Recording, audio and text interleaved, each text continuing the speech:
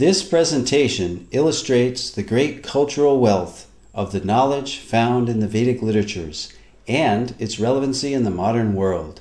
We will show, by means of high-tech research techniques, that statements and materials presented in the ancient Vedic literatures agree with modern scientific findings, and they reveal a highly developed scientific content. Techniques used to show this agreement include satellite imagery of the Indus-Saraswat river system, marine archaeology of underwater sites such as Dwarka, carbon and thermoluminescence dating of archaeological artifacts, scientific verification of scriptural statements, linguistic analysis of scripts found on archaeological artifacts, and a study of cultural continuity in all these categories. Early Indologists wished to control and convert the followers of Vedic culture. Therefore, they widely propagated that the Vedas were simply mythology. Max Mueller, perhaps the most well-known early Sanskritist and Indologist, although later in life he glorified the Vedas, initially wrote that the Vedas were worse than savage, and India must be conquered again by education. Its religion is doomed. Thomas Macaulay, who introduced English education into India, wanted to make the residents into a race that was Indian in blood and color, but English in taste, in opinion, in morals, and in intellect. However, the German philosopher Arthur Schopenhauer stated that the Sanskrit understanding of these Indologists was like that of young schoolboys. These early Indologists devised the Aryan invasion theory, denying India's Vedic past. They taught that the English educational system is superior. They intentionally misinterpreted Sanskrit texts to make the Vedas look primitive, and they systematically tried to make Indians ashamed of their own culture. Thus, the actions of these Indologists seems to indicate that they were motivated by a racial bias. Innumerable archaeological findings and their analysis have recently brought the Aryan invasion theory into serious question. This theory is still taught as fact in many educational systems despite much contrary evidence. The Aryan invasion theory is that the Vedic Aryans entered India between 1500 and 1200 BCE. They conquered the native Dravidian culture by virtue of their superiority due to their horses and iron weapons. They imported the Vedic culture and its literatures. This Aryan invasion theory, however, deprives the inhabitants of India of their Vedic heritage. The wealth of their culture came from foreign soil. The Aryan invasion theory raises an interesting dilemma called Frawley's paradox. On the one hand, we have the vast Vedic literature without any archaeological finds associated with them.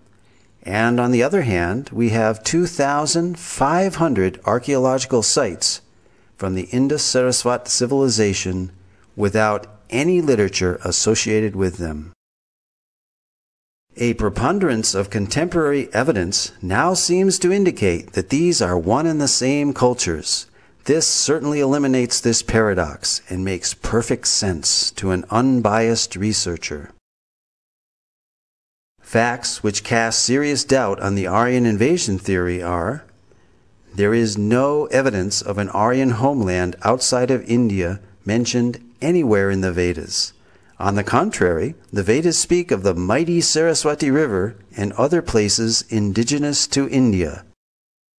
To date, no evidence for a foreign intrusion has been found, neither archaeological, linguistic, cultural, nor genetic. There are more than 2,500 archaeological sites, 2/3 of which are along the recently discovered dried-up Saraswati River bed. These sites show a cultural continuity with the Vedic literature from the early Harappan civilization up to the present-day India. Several independent studies of the drying up of the Saraswati riverbed all indicate the same time period of 1900 BCE. The significance of establishing this date for the drying up of the Saraswati River is that it pushes the date for the composition of the Rig Veda back to approximately 3000 BCE as enunciated by the Vedic literature itself. The late dating of the Vedic literatures by Indologists is based on speculated dates of 1500 BCE for the Aryan invasion and 1200 BCE for the Rig Veda, both now disproved by scientific evidence. Max Muller, the principal architect of the Aryan invasion theory, admitted the purely speculative nature of his Vedic chronology, and in his last work, published shortly before his death, The Six Systems of Indian Philosophy, he wrote, "Whatever may be the date of the Vedic hymns, whether 1500 or 15,000 BCE, they have their own unique place and stand by themselves in the literature of the world." It can be scientifically proven that the Vedic culture is indigenous through archaeology, the study of cultural continuity, by linguistic analysis, and genetic research. For example, the language and symbolism found on the Harappan seals are very Vedic. We find on these seals the Om symbol, the leaf of the Asvattha or holy banyan tree, as well as the swastika or sign of auspiciousness, mentioned throughout the Vedas. Om is mentioned in the Mundaka and Katha Upanishads, as well as the Bhagavad Gita.